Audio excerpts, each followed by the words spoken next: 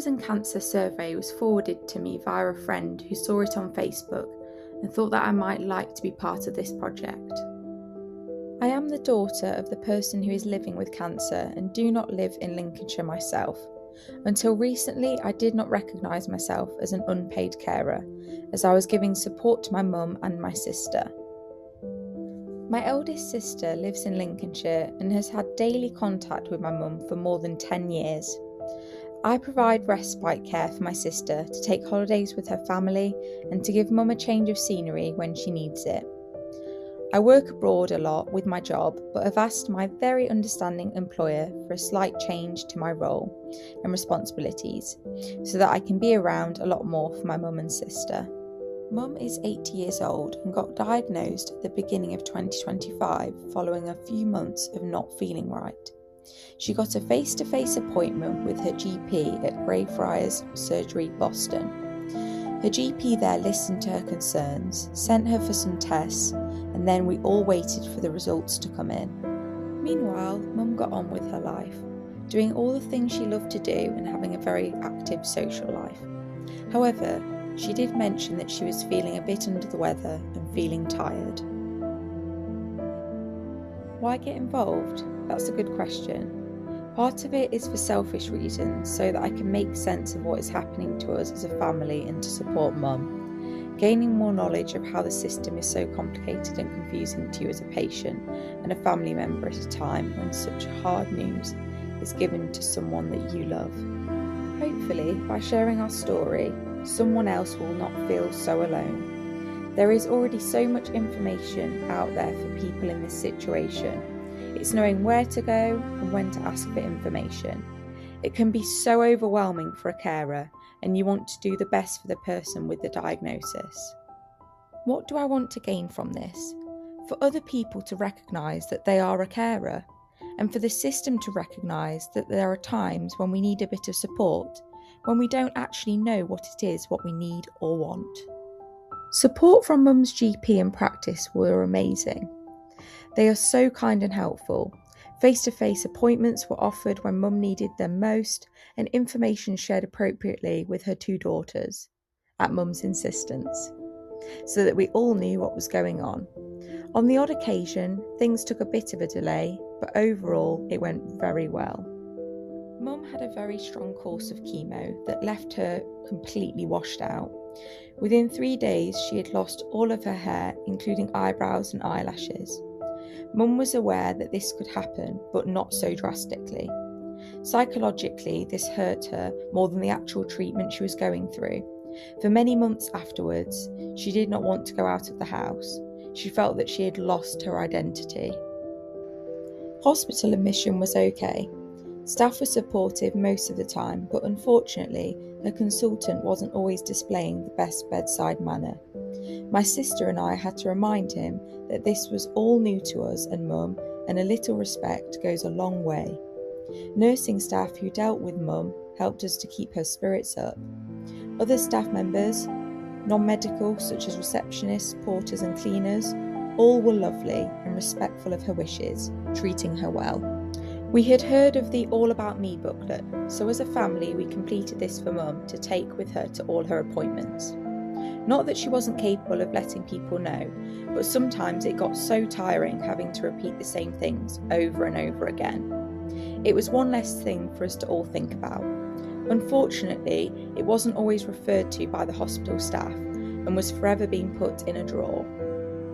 Mum had the St Barnabas Hospice at Home team visit her at home on discharge, and Macmillan made contact with her. The GP had to be called on a couple of occasions following her treatment when she was very unwell, and the practice arranged a home visit which was greatly appreciated.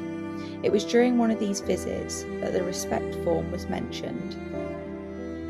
Following a consultation with the consultant at the hospital and the blood cancer diagnosis was given, Mum was given information about the type of blood cancer she had and the type of treatment that she would have to undergo. She was then informed that she would be given a high dosage of chemo radiotherapy. She was also given information about the Macmillan services available. We took Mum after the appointment to the on-site Macmillan office at the hospital.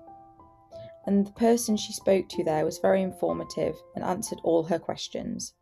She gave Mum a number of booklets to take away and recognised that everything was very overwhelming at that time.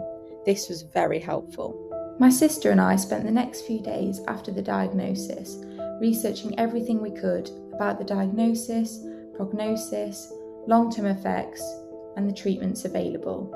You name it, we searched for it, to the point where we were exhausted by this new world that we found ourselves in and trying to stay strong for Mum. When you find yourself or a family member in this situation, it is a mind-blowing and overwhelming place to be.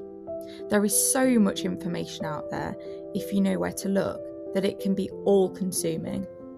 Mum, as the cancer patient, was automatically offered an opportunity to access counselling services.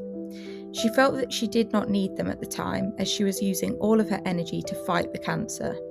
However, nearly 18 months later, now is the time that she feels that it would be useful to her. This has now been sorted, but was challenging to find the right place for her. As her carers, my sister and I were not asked about how we were. We are very different. My sister is the emotional, heart on her sleeve type, whereas I'm the practical one. Together we supported each other and bonded over this in a way that we did not realise our relationship needed. It is important that the service providers recognise the mental strain that supporting living with a diagnosis of cancer, or going through cancer treatment, or beyond cancer has on them. It can change dynamics in a relationship, both good and bad. Where Mum was concerned, information was given at the right time and appropriately. Her GP, as I have said, has been wonderful. The consultant has got better in recognising that although Mum is in her 80s, she still very much has her marbles and knows her own mind. There is definitely more respect there now as time has gone on. As a carer, both my sister and I, we feel that emotional support needs to be recognised for the carer. When is the right time? That's very personal, but for us, it would have helped if we had someone to talk things through with Mum once she had been given the diagnosis at the start of the journey. We have both gone through this, but in our own ways, and both very different. My sister, when not with Mum, was always emotional and weepy. Me, I was practical and getting things sorted out. Research, staying focused on what Mum wanted. Now, almost 18 months later, it is hitting me harder than I thought it would, and I am not really sure what to do with these emotions. I have in the last few months got myself a private counsellor, as the waiting lists on the NHS are far too long, and I felt that my well-being was important to invest in. Is it helping? Only time will tell. I am fortunate that I have the savings I can use at this time, but not everyone can afford to pay privately. This is a hard one, as everyone is different.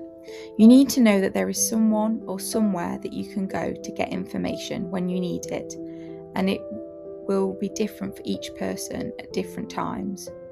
Having information in a central place is very useful in a language that is plain English and not written full of medical jargon. That is a minefield of its own. For the majority of people, having access to online information is very useful, as you can access this in your own way and own time. However, not everyone can do this or has the ability or means to do so. There needs to be the basic information available in leaflets, pamphlet format, or a person to go and talk to. The person who needs the information needs to be asked how they want the information shared with them, and they can decide what is best for them. Mum preferred booklets and pamphlets, so that she could refer to them in her own time, and they gave her comfort. She found the Macmillan resources very useful, easy to read and straightforward, without too much jargon, and explained things in a way that she understood. Again, this is so individual. For us at the beginning, it was information about the diagnosis and then the treatment. Then for Mum, it was information about living well with a cancer diagnosis. Now, it's about the what happens next stage, palliative care and managing her condition, regular checks and routine procedures to monitor how she is. Now for us, it's about knowing where to get the information when we need it at each different stage. One final thing I'd like to add is carers need to remember to keep living as well as they can. Thank you for listening to my story. For more information, go to HW Links or Health Watch Lincolnshire. You may even want to share your own story.